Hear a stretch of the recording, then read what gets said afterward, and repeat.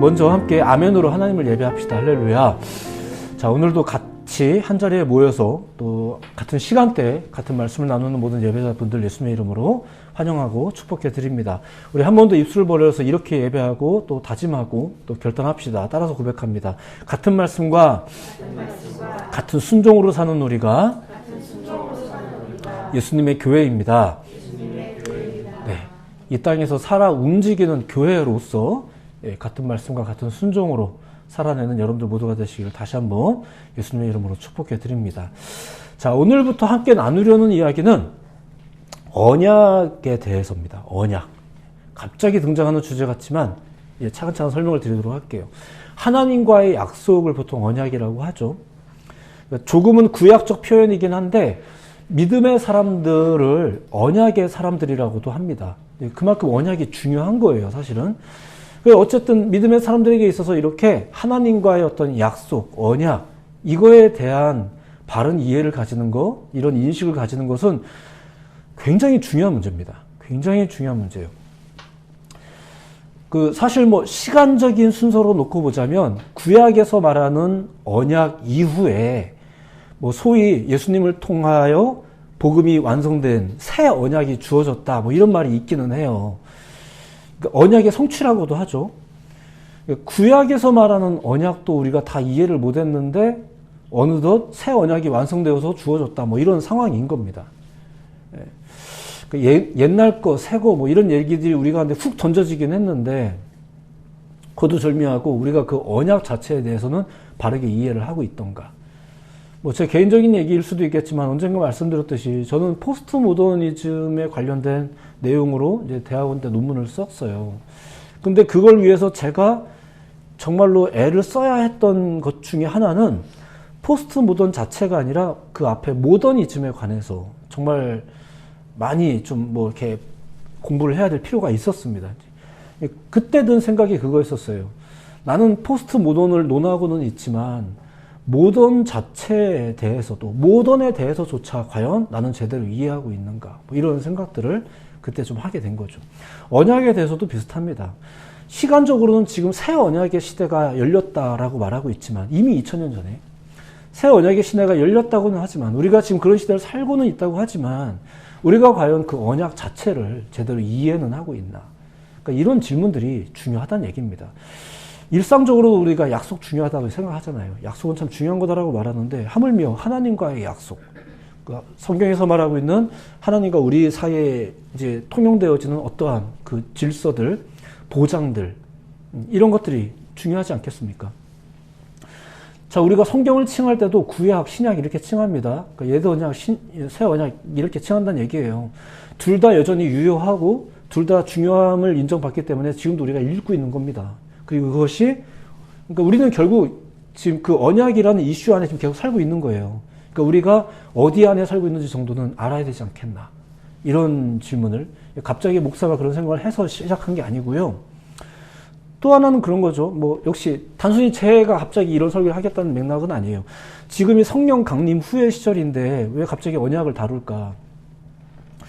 몇 번 지나가듯이 말씀드린 거긴 한데 사도행전 2장에 소위 그 성령의 임재 사건의 이슈가 나오잖아요. 거기에 잘 보면 성령의 임재를 경험한 사람들이 한 일이라는 게 있어요. 근데 그들이 한 모든 일들은 완전히 새로운 일이었다기보다 그들이 유대 교인이었던 시절에 했던 그 일들입니다. 대부분 다. 그냥 모이고 설교 듣고 여전히 기도하고 구제하고 등등등등. 다만 유대교 시절하고는 조금 다르게 모이고 설교 듣고 기도하고 구제하고 이렇게 했다는 거죠. 성령의 임재 사건과 설교 말씀 이후에 그럼 우리가 어떻게 해야 된단 말이야? 이런 질문이 막 쏟아져 나오는 거죠. 우리는 어찌할꼬? 이걸 물어보는 사람들이 막 또 생겨요. 우리 여전히 하고 있는데 왜 그 무슨 말이냐? 그럼 우리는 어떻게 해야 되냐? 이에 대해서 어부 출신이었던 베드로가 이렇게 종교 전문가도 아닌 사람인데 이런 사람이 무슨 새로운 실천 사항을, 종교적 실천 사항을 알려줬겠습니까? 그냥 어부라도 알만한 것들, 원래 우리가 유대인이라면 누구나 다 알만한 것들을 그냥 또 제안한 거예요. 그게 앞서 얘기한 기도하기, 모이기, 설교 듣기 이런 거. 예. 다만 유대교 시절에 했던 그것과는 좀 다르게, 그게 마음 자세가 됐든 뭐가 됐든 좀 다르게 이렇게 실제로 그렇게 실천이 이어지면서 얘네는 뭔가 우리랑 다르다 이제 이런 이야기들이 나오기 시작한 거죠. 우리에게 이미 있던 것을 새롭게 이해하고 실천하는 거 중요한 문제입니다. 이미 우리에게 주어진 언약, 그보다 더 먼저 있었던 또 그 언약, 이거에 대해서 이것이 새롭게 확립된 게 새 언약이라고 하는 건데, 성령 강림 후의 시절을 보내면서 이런 언약을 다루는 건 굉장히 타당합니다. 자, 그래서 앞으로 이제 언약에 관한 이야기를 좀 전해드릴 건데, 오늘은 약간 오리엔테이션처럼 좀 소개를 해드릴까 합니다. 이거는 바깥에서 연구한 다음에 안으로 들어가자는 얘기가 아니고요. 이미 안에 들어온 우리들인데, 언약을 이미 품은 우리 그리스도인들인데, 우리가 그 안에 들어와 있는 사람들인데, 우린 제대로 이해하고 있는가? 이런 질문의 시간들이죠. 히브리서를 텍스트로 하고 있는데, 히브리서는 신약성경 중에 상당히 뒷부분에 쓰여진 책입니다.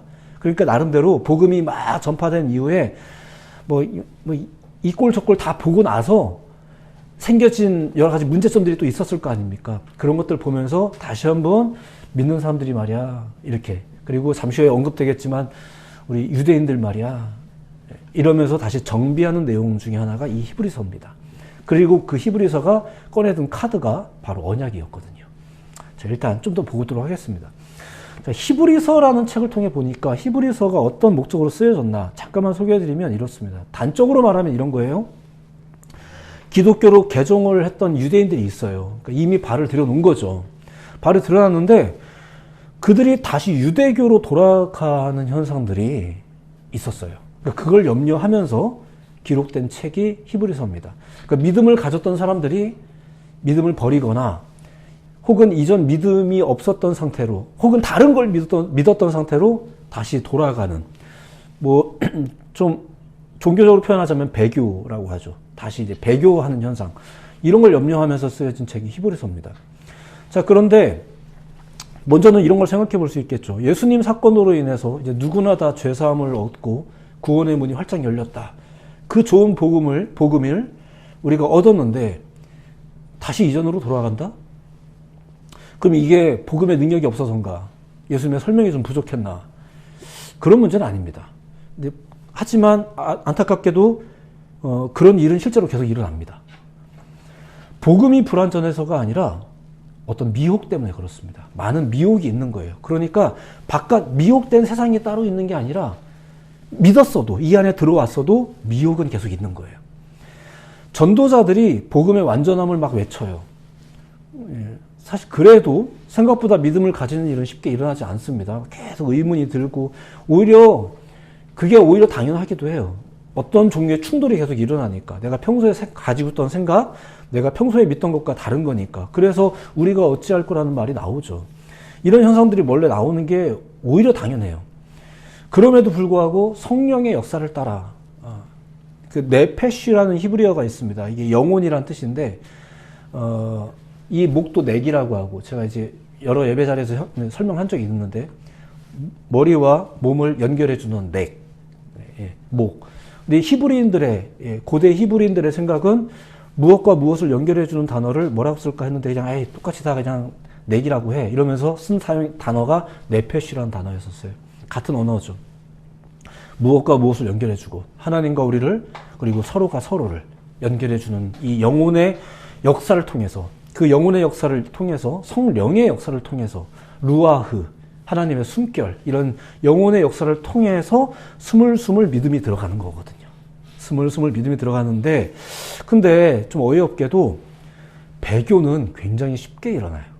굉장히 어렵게 믿었는데, 어렵사리 청년들을 수년을 훈련을 시켰는데, 교회를 떠나고 나서 혹은 여러 가지 상황에 따라서 믿음이 무너지는 건 정말 일순간에 금방 무너져요. 너무 안타깝긴 한데 실제로 벌어지는 일이에요. 이게 복음이 불완전해서냐? 아니죠. 거창한 경우를 떠나서 우리의 일반적인 현실을 봐서도 사실 그렇습니다. 이런 단어를 우리가 평소에 막 쓰진 않지만, 그리고 스스로도 불편해서 잘 안 쓰긴 하는데, 이 배교의 현상은 굉장히 쉽사리 벌어집니다. 예를 들면은 교회 한번 나오는 게 그게 얼마나 어려워요. 근데 교회 10번 빠지는 건 굉장히 쉽다는 거죠. 이런 거랑 비슷합니다. 교회 한번 가려면 엄청난 결단을 해야 되는 것처럼 이렇게 힘들잖아요. 그렇게 여겨져요. 근데 빠지는 건 날씨가 좋아도 빠지고 나빠도 빠지고 너무 쉽게 빠지는 이런 게 가능하죠. 우리는 믿음으로 살아가는 중에도, 그러니까 이미 안으로 들어왔어요. 들어왔는 중에도 생각보다 이 배교의 문제가 그렇게 먼 문제가 아니기 때문에 계속 다듬고 계속 경계하고 계속 본인이 늘 이 영성으로 깨어 있는지, 영적으로 깨어 있는지를 살피는 일들이 중요한 거죠. 히브리서가 그런 타이밍에 기록이 되었어요. 그런 타이밍에.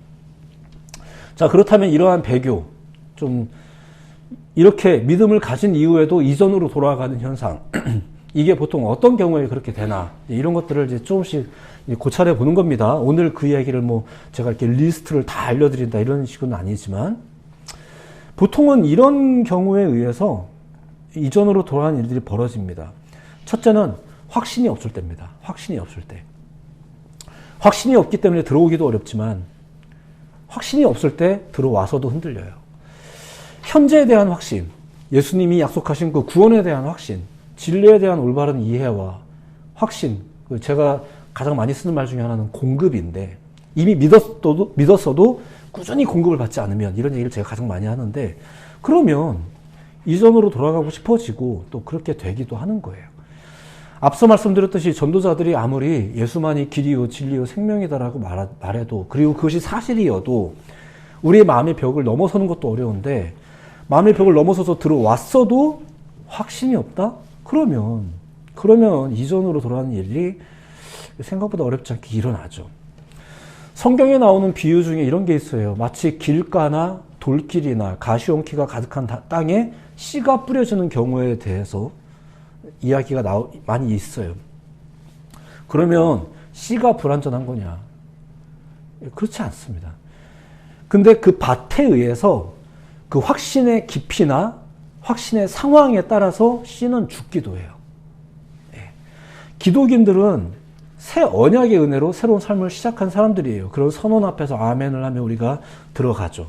그 믿음 안에서 살고 나누고 덕을 끼치며 살라고 우리는 부름을 받았어요. 문제는 그런 믿음이, 그런 마음이 하염없이 그대로이지는 못한 게 문제인 거죠, 항상.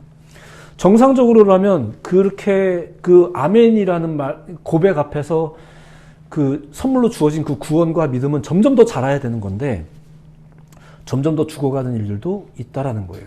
왜냐하면 외적으로든 내적으로든 수많은 미혹이 있기 때문에 그렇습니다. 조금 불편한 표현일 수 있긴 한데, 가끔 저도 이런 말씀 하긴 하는데, 사단이 내버려 두지 않아요. 무엇보다 진리로 살고자 하는 사람들을 악한 영이 그대로 내버려 둘 리가 없습니다. 반은 우스갯얘기로 여러분들에게 이런 말을 한 적 있잖아요. 뭔가 내가 하려고만 하면 갑자기 약속이 잡히고, 내가 뭐 이렇게 다이어트 좀 하려고 했더니 갑자기 막 치킨을 사오고, 이런 일들이 있다란 말입니다.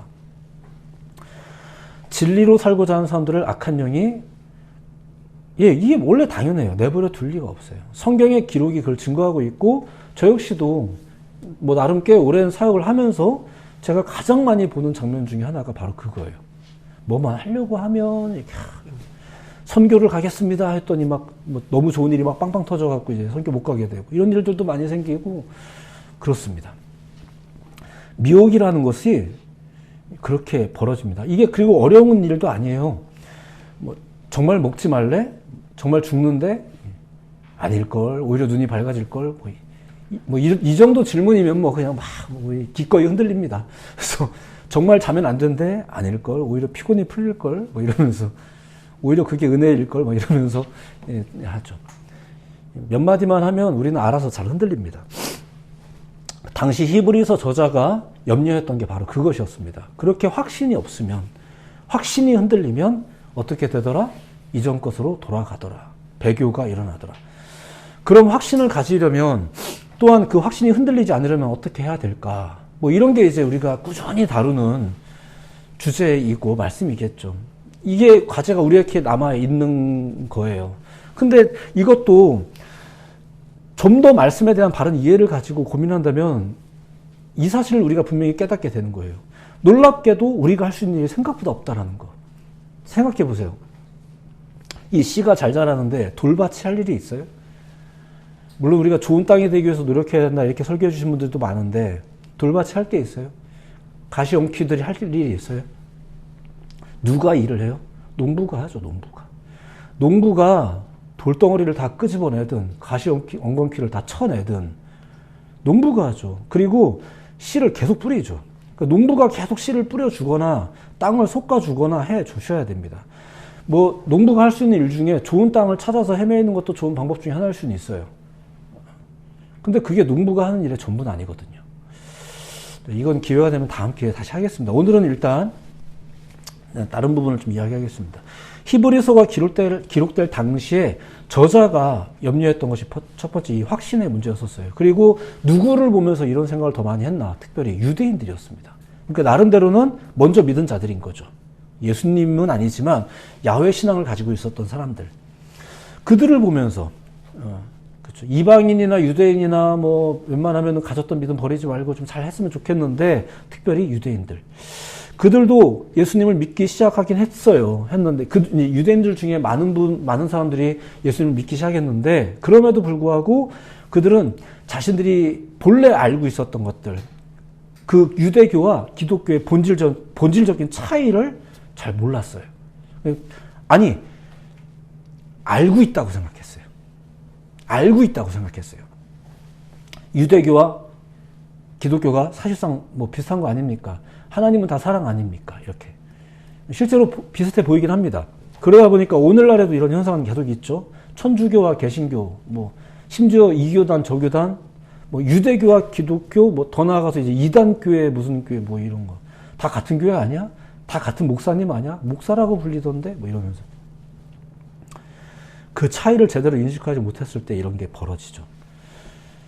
새로운 확신을 가지게 되었다. 언약에 대한 바른 이해를 가지게 되었다. 라고는 하지만 여전히 그 언약 자체를 잘 모르는 거예요. 그 차이를 잘 모르는 거죠. 당시 유대교 출신 유대인들이 특히 더 그랬습니다. 그러니까 아예 아무것도 몰랐던 이방인들은 그런 하나님이라는 분이 계셔? 이렇게 믿으면 되는데 유대교인들은 자기들이 알던 하나님이 있잖아요. 그러니까 이게 충돌하는 거예요. 당시 히브리서 저자가 바로 그 유대인들을 염려해서 그래서 이 책은 사실은 누구에게나 다 읽으라고 쓰여진 책이지만 특별히 유대인들의 좀 더 거시적으로 표현하자면 먼저 믿은 자들 나름대로 또 본인이 믿고 있다라고 생각하는 사람들 그들을 대상으로 쓰여진 책이죠. 그들을 향해서 어떤 염려를 가지고 있어요? 저들이 과연 예수님을 제대로 알고 있는 걸까? 그러니까 교회를 그렇게 오랫동안 다녔는데도 불구하고 정말로 믿음이 있는 걸까? 이런 염려를 가지고 쓰여진 책입니다. 자주 듣는 얘기이시겠지만 괜찮아. 하나님이 얼마나 사랑이 많으신데 이런 말들. 뭔가 분명히 맞는 말인데 또 굉장히 심각하게 이상할 수 있는 말입니다. 근데 이렇게 뭔가 이상할 수 있는 신앙은 이전 것과 새 것을 잘 이해하지 못했던 유대인들에게서 주로 나오는 문제였다는 거죠. 그러니까 둘 다 제대로 이해를 못하는 건지 둘 다 알고 있다라고 믿어서 그런 건지 아무튼 그렇습니다. 먼저 믿었던 사람들이 더 확신이 없을 수 있어요. 오히려 교회 나온 지 얼마 안 되는 사람들은 막 믿음이 좋아가지고 뭐 설명하라고 하면 신학적인 건 아는 게 별로 없는데 믿음은 더 순수하고 좋은데 오래 다닌 사람들인데 오히려 더 확신이 없고 멀어지고 히브리서 저자가 활동하던 당시에 그런 일들이 많이 있었어요. 확신의 문제와 관련해서 이제 뭐 비슷해 보이지만 굳이 구분을 하자면 두 번째 또 이런 문제도 있습니다. 유대인들이 문제가 된 것 자체가 바로 그 이유예요. 뭐냐면은 유대교 시절을 완전히 떨궈내지 못한다는 거죠. 완전히 떨궈내지 못하는 거예요. 새로운 믿음을 가지게 되었다 하면서도 그 이전에 내 삶을 주도하던 것들을 여전히 마음에 품고 있는 거죠. 왜 그걸 품고 있을까요? 나에게 익숙한 거, 뭐 자꾸 누가 앞에서 틀렸다고 해서 좀 거슬리긴 하지만 그래도 내가 익숙했던 내 삶 이런 것들을 그냥 마음 한켠에 못 버리고 가지고 있는 거예요. 왜 가지고 있을까요? 예, 그렇죠. 이게 안전할 거라고 믿는 거예요. 예, 그래서 남겨놓는 거죠. 자, 이렇게 돌아갈 곳이 있는 사람들은 전념이 어렵습니다. 전념하기가 어려워요. 이 세상을 살아가는 데 있어서는 만약의 경우를 대비하는 것이 지혜로 여겨지는 건 사실이에요. 오히려 그 잘한다가 칭찬을 받기도 하죠. 아우, 야, 벌써부터 그런 걸 준비하고 있었어? 이러면서 이제 칭찬받기도 해요. 근데 신앙에 있어서 우리의 마음의 문제는 어떨까? 그 마음 한켠에 다른 것을 남겨두는 게 괜찮을까? 뭐 이런 얘기입니다. 예전에 재미있는 예화가 있었거든요. 어디선가 들어보신 적이 있을 거예요. 어느 날 주일 아침에 엄마가 이제 자녀에게 500원짜리 동전 2개를 주면서 이렇게 말했대요. 500원은 헌금하고 500원은 너 과자 사 먹어. 이렇게 했대요. 그랬더니 아이가 가다가 이제 가는데 가다가 이게 실수로 그 500원을 떨어뜨려 가지고 이게 맨홀에 빠진 거예요. 그러니까 애가 그렇게 말했대요. 헌금 빠졌네. 이렇게 말했대요. 그러니까 이거는 그 아이의 마음을 알 수 있는 그냥 한 재미있는 비유죠. 근데 제가 말씀드리고 싶은 건 그거예요. 애초에 주일 아침에 엄마가 왜 동전을 그 돈을 왜 줬겠어요? 헌금하라고 준 거죠. 그런데 이 엄마는 아이에게 2가지 가능성을 다 해주고 싶었던 거예요. 자, 2가지 가능성을 다 줬으니까 2가지가 다 해소가 돼요. 우리는 보통 그런 기대를 가진다는 얘기예요. 근데 그렇지가 않은 거죠. 돌아갈 곳이 있으면, 다른 대안이 있으면, 물론 좋죠. 좋은데, 그런 생각은 본질에 집중하지 못하게 만들어요. 그래서 때로는 우리가 지향하는 게 있을 때 과감하게 다른 걸 쳐내는 이유가 그런 것 때문인 거죠. 여분이 있으면 더 이제 귀할 것 같은데 그렇지 않습니다. 여분이라는 게 있으면 오히려 귀중함을 모르게 돼요. 우리는 잉여를 꿈꿔요. 잉여 재산을 꿈꾸고 잉여 삶을 꿈꾸죠. 근데 그 잉여가 크면은 결국 행복이 커질 거라고 믿는데 아니에요. 욕심이 더 커져요. 이런 거랑 비슷합니다. 물론 저는 하루살이처럼 살아야 된다는 뜻은 아닙니다. 저축하시고 재산을 증식하시고 하는 일들이 참 복된 일이라고 믿습니다. 하지만 우리가 분명히 고찰해야 될 영적인 통찰의 부분이 있죠. 믿음의 문제 어떤가? 나름 초반에는 노력도 합니다. 근데 이게 또 금세 흥미를 잃기도 하거든요. 이기고 극복하고 어떻게든 해내고 뭐 이렇게 가야 되는데 그런데 돌아갈 곳이 있으면 내 안에 남겨놓은 게 있으면 우리는 금방 이제 미혹에 빠지죠. 우리를 진리로부터 멀어지게 만들어요. 우리가 가지고 있는 그 대안이 우리로 하여금 진리로부터 멀어지게 만들어요. 이방인보다 유대인들이 오히려 그런 부분에 있어서 많은 가능성을 가지고 있었던 거예요. 이미 내가 가지고 있던 것이 오히려 나에게 마이너스가 되는 경우, 뭐 이런 경우라고 볼 수 있을 것 같습니다. 히브리서 저자가 가졌던 문제의식이 그거였었어요. 자, 그러면서 이제 그가 마지막으로 꺼낸 카드가 뭐였다고요? 그게 언약이란 얘기예요. 언약을 꺼내서 설명한 거죠. 자, 오늘의 말씀을 한번 보시면 이제 이렇습니다. 제가 이제 7절과 8절 내용을 먼저 읽어드릴게요. 들어만 보세요. 저 첫 언약이 무흠하였더라면 둘째 것을 요구할 일이 없었으려니와 그들의 잘못을 지적하여 말씀하시되 주께서 이르시되 볼지어다 날이 이르리니 내가 이스라엘 집과 유다 집과 더불어 새 언약을 맺으리라. 자, 이런 말씀을 하시는데 요게 은근히 많은 사람들에게 오해를 끼쳤거든요.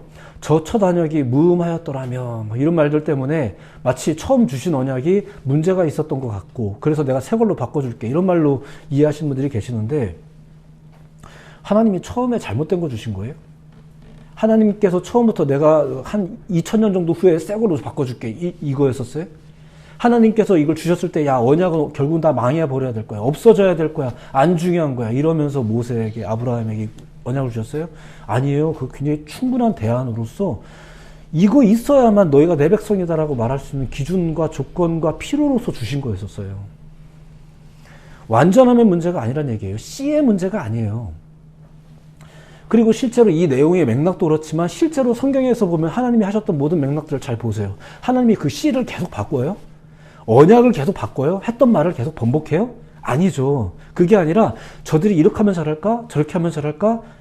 이렇게 하면 제대로 알아들을까? 이러면서 저들을 계속 솎아주고 계속 때로는 야단치고 때로는 칭찬해주고 이러면서 가는 게 우리가 가진 성경의 이야기 아닙니까? 언약이 바뀌어요? 언약의 본질이 바뀌어요? 아니요. 그런 적이 없어요. 10절에 이렇게 말합니다. 또 주께서 이르시되 그날 후에 내가 이스라엘 집과 맺을 언약은 이것이니 이러다 보니까 자꾸 또 새로운 언약이 있는 것 같은데 내 법을 그들의 생각에 두고 그들의 마음에 이것을 기록하리라. 나는 그들에게 하나님이 되고 그들은 내 백성이 되리라. 이런 말씀을 가지고 저 같은 설교자들이 뭐라고 여러분들에게 소개해드렸냐면 여러분들 옛날에는 돌에다 새겨줬는데 이제는 마음에 새겨주십니다. 이렇게 설명을 해주세요. 맞아요. 맞는데 거기에 적힌 건 똑같잖아요. 그 얘기 하는 거예요. 거기 적히는 게 달라지지 않아요. 돌밭일 수 있고 마음의 밭일 수 있고 좋은 땅일 수 있고 가시원기 땅일 수 있죠. 근데 씨가 바뀌어요? 아니에요. 너무 감사한 거는 하나님 왜 여기다 씨 뿌립니까? 이게 우리가 할 말입니까? 뿌려주시는 게 어디 이러면서 오히려 고마워해야죠. 안타까운 문제긴 하죠. 그냥 주여 나의 돌밭 같은 마음을 만져주시옵소서. 농부가 해야 되니까. 오늘은 이런 식으로만 일단 그 오리엔테이션을 할까 해요.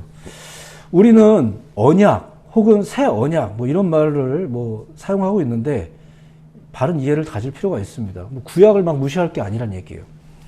그거 다 결국 허물어지지 않았습니까? 뭐 이런 식으로 얘기하실 게 아니에요. 구약 읽으라고 있는 거예요. 구약 열심히 보라고 여전히 오늘날 우리에게 성경인 거예요.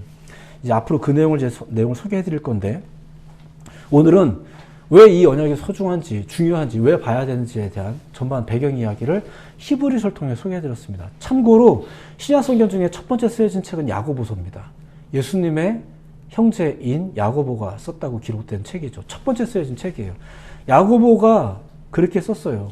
야고보가 소위 말해서 예수님하고 같이 있을 때는 형제다 보니까 이게 잘 안 돼요. 안 되는데 그분이 부활 승천하시고 나서 비로소 그때 인정하면서 야, 나도 내가 형제로서 내가 안 되는 게 있었어. 내가 형제라서 오히려 더 안 되는 게 있었어. 그래서 너에게 내가 말하고 싶은 거는 행함이 중요하다. 이러면서 이제 행함이 강조된 책이 야고보서잖아요. 이렇게 시작된 신약 성경의 역사 중에 히브리서는 상당히 뒷부분에 이렇게도 행해보고 저렇게도 행해보고 이렇게도 마음을 품어보고 저렇게도 마음을 품어보는데 특별히 가까운 사람들, 마치 야고보처럼 형제처럼 오히려 가까워서 더 불편한 사람들처럼 이런 사람들 향해서 정비를 하면서 뭘 꺼내 들었냐? 그게 언약을 꺼내 들은 거예요. 오히려 언약이 좀 무시되고 있는 것 같은 게 기독교인들의 행태였었잖아요. 유대교인들이 그렇게 느낀 거잖아요. 쟤네들은 엉터리로 한다. 이게 크리스찬들이었잖아요, 당시에. 그런데 이 히브리서 저자는 우리가 가진 신앙은 그런 거 아니다 라고 말하면서 재정비를 하는데 뭘 꺼내 들었냐? 언약을 꺼내 들었다. 되게 중요한 거죠. 오늘날 그 목사님, 이제 이런 거 안 지켜도 되는 거 아닙니까? 지켜야 된다니까요. 우리가 지켜야 될 거 많아요. 그래서 막 법도로서 이럴 때는 이렇게 해라, 저럴 때는 저렇게 해라, 교회 다니는 사람들은 꼭 이런 걸 해야 된다. 이런 말들을 요즘 목사님들은 이렇게 세련되져서 잘 안 하긴 한데, 해야 되는 게 있고, 그게 중요한 이유가 있는 게 있는 거예요. 그거 자체가 중요한 게 아니니까. 이런 문제들이 있죠. 시간, 물질, 우리의 마음과 정성, 우리의 결단, 마찬가지예요. 박사가 되면 되는가, 성경 박사가 되면 되는가, 그런 건 아니라는 거죠. 언약에 대한 이해를 꾀해 보도록 하겠습니다. 성경에 충만한 성경의 임재 이유를 기념하고 있는 이 시절이다 보니까 아하 그렇구나 라는 것을 우리가 경험하는 일은 굉장히 성령의 역사입니다. 그러니까 그런 것을 꾀하면서 저는 이제 여러분들에게 이 이야기를 소개해 드릴까 합니다. 새로운 한 주를 또 시작하시게 될 것입니다. 우리 가운데 어떤 원칙이 또 정해져 있는 원칙이 있는지는 잘 모르겠습니다만 그래도 우리가 날마다 주어지는 공급의 말씀과 또 이렇게 주일날 선포되어진 말씀들을 또 심사숙고하고 한 번 정도는 또 고민도 해보고 이제는 내가 마음을 특별히 좀 이런 거에 좀 집중을 좀 해봐야겠다 이런 결단도 좀 해보시면서 새로운 한 주를 맞이하는 여러분들 모두가 됐으면 좋겠습니다. 궁극적인 답은 우리에게 선물로 주어졌습니다. 우리는 언약 백성으로 부름을 받았습니다. 믿으시기 바랍니다. 이건 우리가 잘해서가 그런 게 아닙니다. 내가 원래 옛날에는 돌덩어리 같은 땅이었는데 내가 노력해서 좋은 땅이 되니까 주님이 이렇게 씨를 이렇게 조금 이렇게 뿌려주신 게 아니에요. 그게 아니고 우리에게 선언이 먼저 됐어요. 그리고 아마도 그분은 계속 뿌려주실 거예요. 우리는 이것을 감사하면서 또 새로운 한 주를 맞이하게 될 것입니다. 우리 가운데 있는 몫은 더 많이 농부를 만나고 농부에게 의탁하는 게 어쩌면 우리들의 삶일지도 모르겠습니다. 기도하겠습니다.